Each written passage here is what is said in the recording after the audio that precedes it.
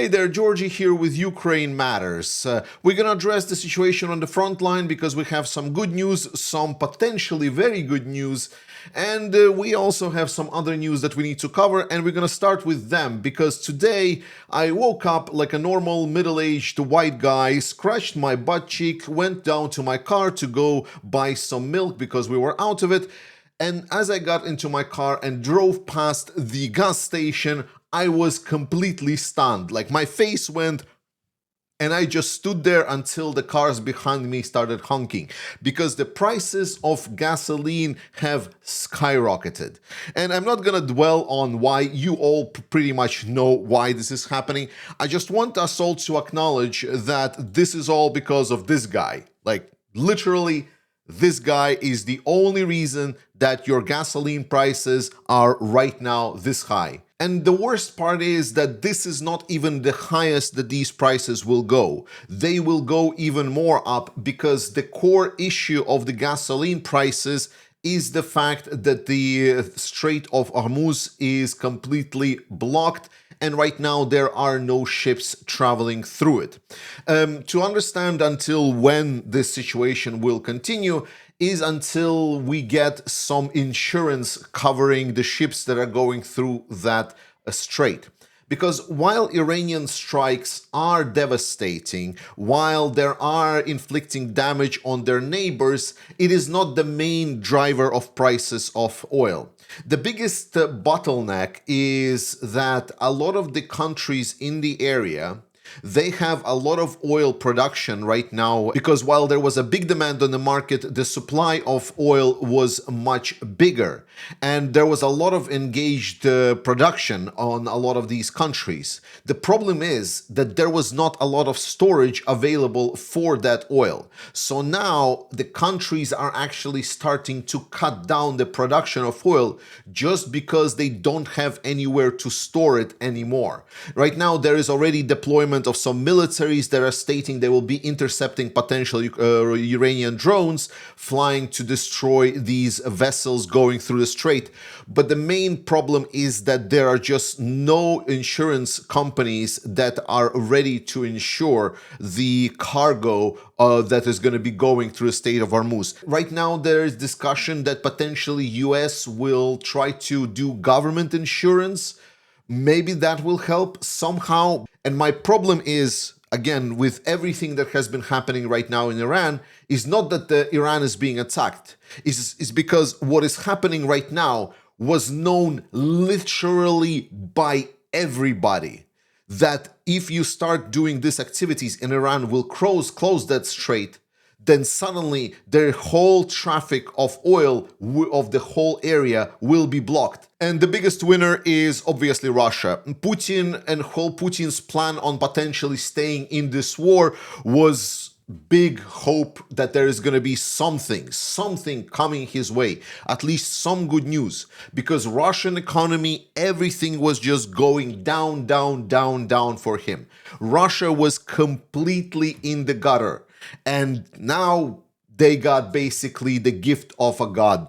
They got the complete absolvation of all their sins. United States is already proposing to lift sanctions against Russia, knowing Trump's administration most likely going to start pressuring Europeans to lift sanctions against Russia as well.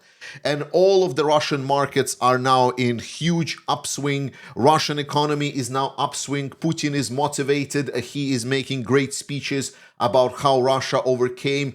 And basically all of the doubts about Russian leader as a potential failure, that he is costing Russia all of the future, all of the everything, right now is being completely erased. So is there a silver lining? Well, this is definitely a gift of God. Russia was just struggling because they just didn't have any access to funds, and now basically the funds have been gifted to them. And this undermines a lot of the timelines for Russian economy. Most likely, this is not gonna save Russian economy just because the war is just costing Russia way too much. Even with these ultra super profits that Russia is gonna be getting, they will still struggle because it is problematic for them to balance it all out. The war is just way too costly. So all of our expectation that 2026 will be the year when finally Russian economy will slope down and Putin will be pressured to finally sit down and actually have some kind of real negotiations have now been crossed and over. Ukraine will have to double and triple down their activities on striking Russian economic targets. Again, it's a whole discussion about it. We're going to maybe make a separate video for it. But let's go back to the front line, because while what is happening right now with Russia is a big picture perception, and I'm pretty sure I will feel your palpable frustration in the comments section, you feel mine. The main and important part that we need to be aware of is that this doesn't really open Russia any pathways for a military victory. Putin has always been banking on the quote-unquote allies of Ukraine breaking, and well, here we are. But Ukrainians have continued their counteroffensive actions while given at the slower pace than before. Right now, the reports are that Ukrainians fully cleared out the village of Kalinivske, essentially going here, and right now are fighting for Mikhailivka, essentially going through all of the gray zone areas. So the advance is continuing, but it is noticeably slower.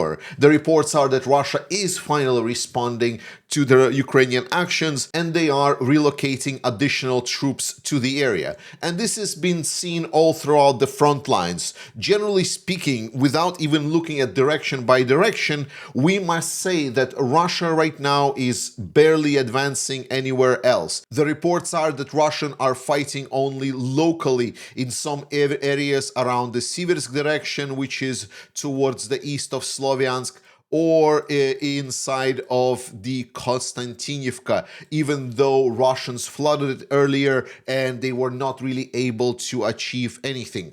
All in all, Russians are having right now the slowest tempo of advances in years, and they are truly struggling. But what is more interesting is what is Russian Z propagandists and war reporters are stating about their Ukrainian advances and Ukrainian activities on the front line, because I cannot confirm or deny, but this is what the Russians are saying. So let's operate with that. So here is a typical example of one of the posts of this Russian propagandist. There are many like this. We're just taking this one because, well, why not?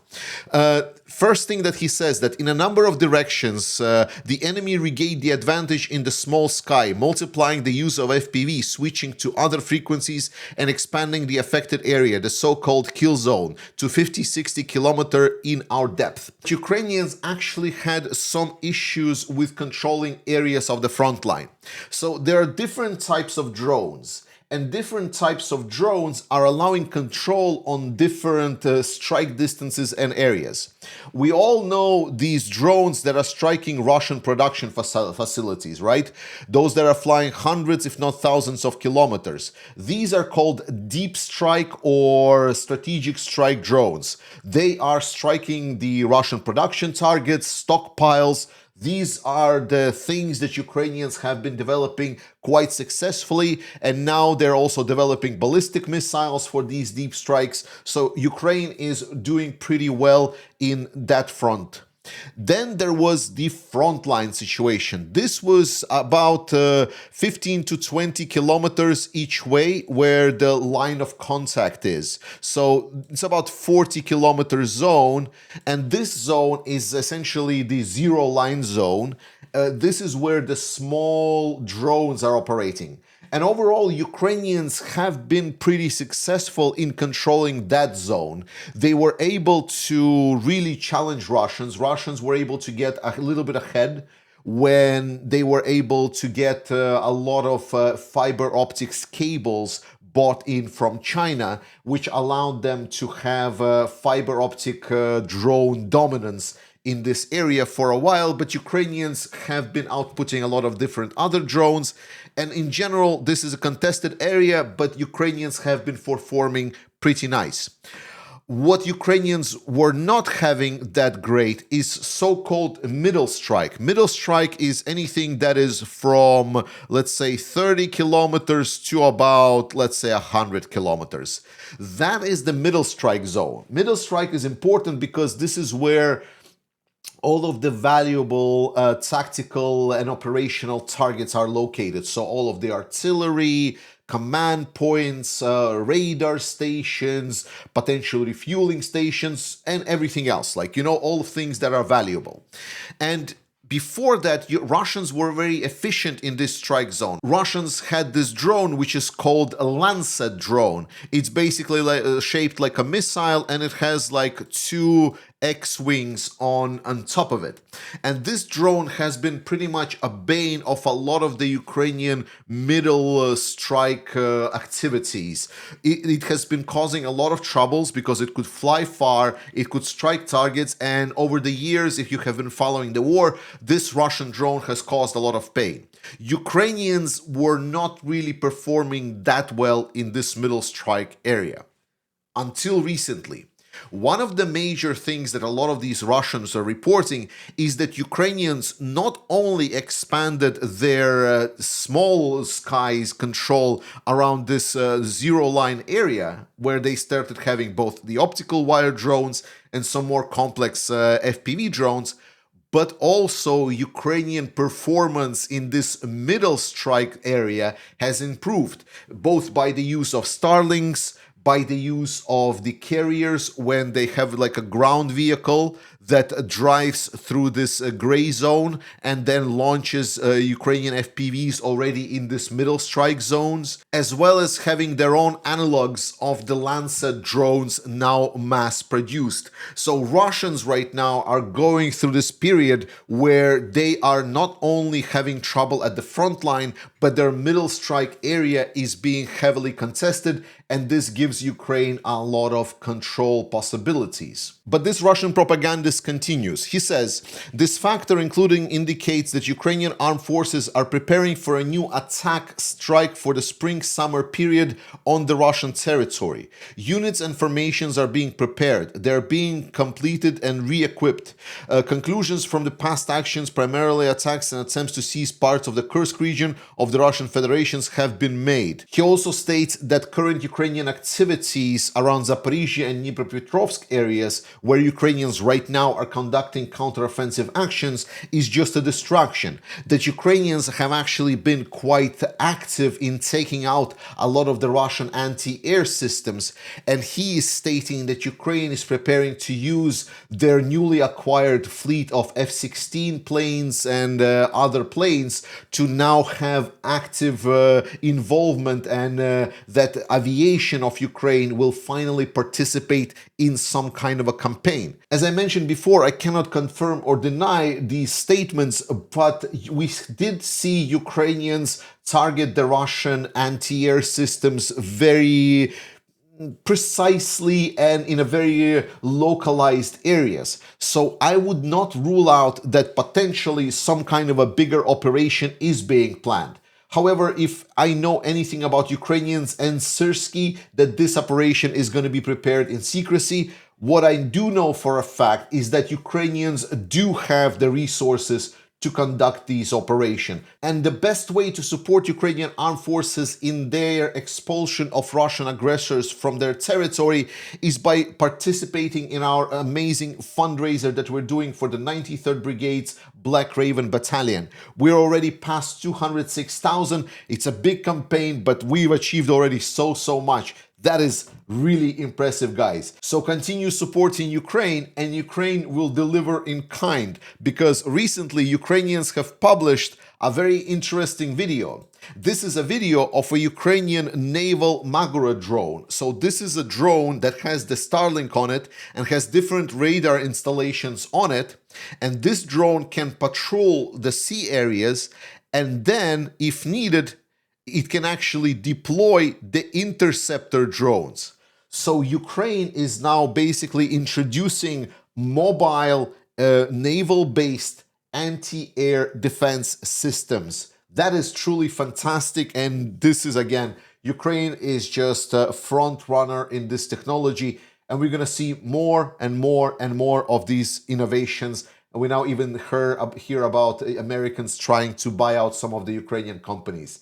Ukraine is amazing. Trust in Ukraine. Support Ukrainian armed forces. I love you. Slava Ukraini. And I will see you next time.